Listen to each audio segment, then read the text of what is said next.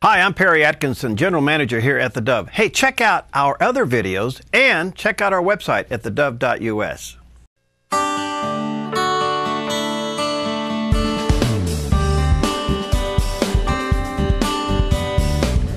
Welcome to Focus Today. I'm your host, Perry Atkinson, and delighted to have in the studio with us today Michelle Caswell. She's president and founder of Purely His Ministry. By the way, that is the website, purelyhisministry.com, and you may want to jot that down and have it available, purelyhisministry.com. Michelle, hi. Hi. Welcome. Thanks. Good to see you. Well, this is very interesting.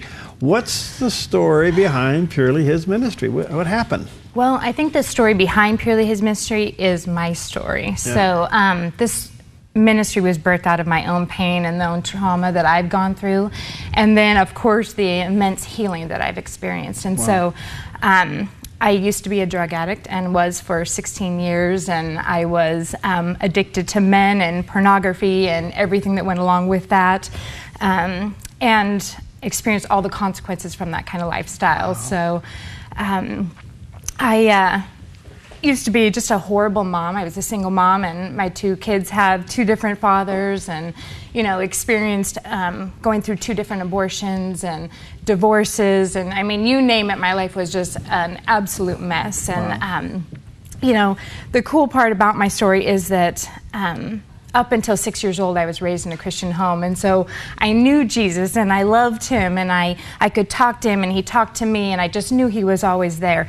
And so even though my life took a completely different path, I always knew where to come back to. And so I would always try to go to church and try to be involved, but I was always that girl in the back seat of the church, that the back pew that would just go in and cry and pray and go to the altar and get re-saved again. And but the thing that I missed is that I never made relationships in the church, and nobody ever knew my name. So I went to one church for like 4 years, and one person knew my name. And so I didn't realize that church was a place for fellowship. I didn't realize that there was mentoring available or discipleship available. I thought I had to get good. I thought I had to do all these things in order to somehow get into heaven or somehow get to be involved in ministry. And when I made all those really bad decisions, I thought God would never use somebody like me. And so I had no idea that God used women like me. And so anyways, God totally intervened in my life and met me at a time where I had hit rock bottom again. I was 30 years old and was just done again. And so I was coming out of another abusive relationship, and I was strung out on meth. I had been using meth for 4 years at that time, and I just always thought I was a party girl, and just there's nothing wrong with going to the clubs and whatever, as long as my kids are taken care of, just going to the clubs and doing what I do. And I was just a fun party girl. But when I started doing meth every day, I knew I was a drug addict. And so anyways, God intervened right at that time. I was like 90 pounds at the time, and I had mental illnesses, and things were just really, really bad. And that is when he met me. That is when he, put out his hand and pulled me out of that old lifestyle. And he did it through women. He did it through older, godly women that actually were willing to take a chance on me. And so because they did, they were able to help me get into a Christian rehab. And I thought I was going for a month, but God had another plan. And I went for a year and a half. And during that time, I went all in with Jesus and got unstuck from a lot of different things that were preventing me from being all that he had called me to be. And that is where I learned that he had a call on my life. And I knew that he wanted me to share my story, and I knew that he wanted me to take other people by the hand and pull them out. And so I've been doing that for 8.5 years now. I've been clean and sober and in full-time ministry for 8.5 years now. And I mean, there's so much here. I'm trying to figure out where to go. Let me go towards the, when you finally hit rock bottom, you said again, the third time or whatever. What happened that you realized, all right, I got it, this is it, no more? What happened? that's a long story in itself as well. But I was in the process of really crying out to the Lord, because I never, even through all of my addictions and my really hard lifestyle, I never stopped praying to the Lord. So I always had that connection, and I could always hear him and always sense him. And I was really crying out to the Lord, just like, please, God, take me out of this life. Like, please help me. And, you know, I was completely strung out, but praying and worshiping and doing all this stuff. And so when I'm also, all of a sudden, excuse me, what I'm also hearing you say say is there was no instant thing here. This was a process. Okay, yeah. go ahead. Yeah, there was a couple of key moments. So one of them was that time when I was just really crying out to the Lord, and I thought, okay, things are going to change. He's going to pull me out of this. I still believe that he's a miracle working God, and I know that he can do this, and if anyone can do this, he can. And all of a sudden I lost my job and couldn't get another one. Then my car was stolen, and then my electricity was turned off, then my phone was turned off, and all these things were happening. I'm like, I'm praying, like, what is happening? Well, what it was is God was closing all those doors because he was leading me a different direction. And so so that was one key moment that got me to get out of that city and get into the country. And I moved in with my dad and with my stepmom. And it was there when I started going to a church where I went to this profound women's ministry. I went to a women's retreat. And it was there where I confessed all of these things to these women. It's like, this is who I really am. And there's a big story behind that, and I don't have time to go into it. But I told them everything of, you know, what I was doing.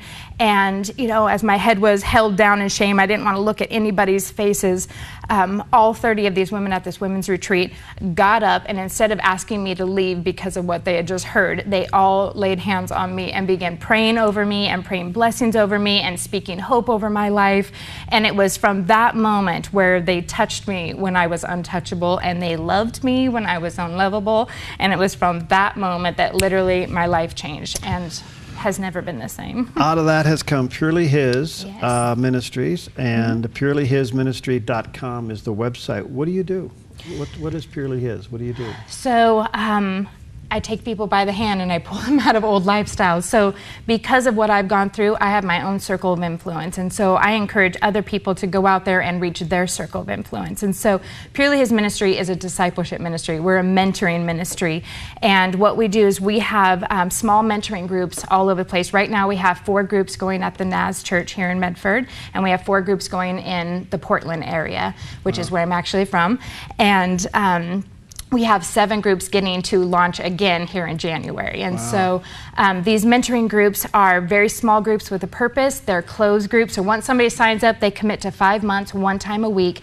And in that group time, we drop our mask and we keep it real, including the leaders. So these leaders come from backgrounds like myself or other backgrounds where they're willing to share that with other people. There's a curriculum that I designed that goes through these 5 steps that they'll go through. But these are very Holy Spirit-led groups. So if they're going down a different direction that's not on the curriculum, I just tell them, chuck that thing, because it's more important to do what God is asking you to do at that time. And so the heart behind these groups is to go all in with Jesus and get unstuck from anything in the way of that. So we do not deal with the symptoms, we deal with the root of the issue. So like, we don't deal with the drug addiction, self-harm, you know, divorces, you know, eating disorders and things like that. We deal with what caused that, and we talk about that and help them get unstuck from that. Wow. And how long are these? As long as it takes? They are 5 months, 1 time a week, but they're very relational. So these groups, they meet once a week for 2 hours at a time, but we encourage relationships outside of that. So they have to contact each other throughout the week. So there's a lot of accountability that's involved. Wow. We're going to have you back. This is too short. Let me ask you this. How did it happen? If you're raised in a Christian home, how did it happen? Well, I believe that my mom and dad both have a high calling on their life, and so they were in full-time ministry at the time. My mom was actually the one who led my dad to the Lord, and she got tempted by sin and ended up cheating on my dad, and their marriage broke up. And so at 6 years old, I went from a daddy's girl to not having my dad hardly around at all. And so anyways, when my mom left my dad, she also left God and everything else. And so I really just feel like it was an attack on our family. But praise God, they're doing awesome now. So they're not together or anything, but both my dad and mom are clean and sober now and totally serving the Lord. And so the Lord has done miracles all throughout my family. So what a story. What a story. What can you say to the person who needs you but doesn't know if they could call you, but they should? Oh, I love talking to those people. So because of my past and things I've gone through, there really is no one that I can't relate to. And sometimes when I'm sharing my story, people think that this ministry is just for people who are drug addicts or sex addicts or whatever. It's not just for that. So our groups are very diverse in age and in background. So we have current drug addicts right now, and we have pastors right now that are in the exact same group. So this is for anyone. This is for anyone who really wants to go all in with Jesus, but something has them held back. So whatever that is, this is a really good place for them. How can they make that initial contact, you know, with the understanding that it's secure? Should they contact you through the emails or through the website? Yes. So they can go to the website. They can also email me personally at info@purelyhisministry.com. Okay.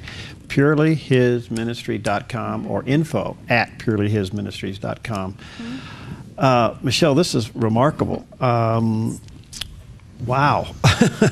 And I'm sure you've helped some people out of lifestyles, and it must be incredibly rewarding. It is. It's my favorite thing to do. So I've been doing this ever since I went all in. And I went all in a drug rehab. And ever since then, I just keep being raised up, and I've done tons of mentoring. So yes, it's been awesome. I've seen drug addicts that are now in full-time ministry, and I've seen marriages restored, and I have seen so many miracles. I could literally just be on here for 1 hour just telling you all the different miracles I've seen in people's lives. It's really incredible. What's happening in these groups are absolute miracles. You are another living, testifying example of something I've said on radio and television for over 30 years, and that is whatever God saves you from or brings you through, He turns around and makes you a minister too. Yeah. And so God doesn't waste anything. No. You thought you were done, and you were just beginning. Yeah.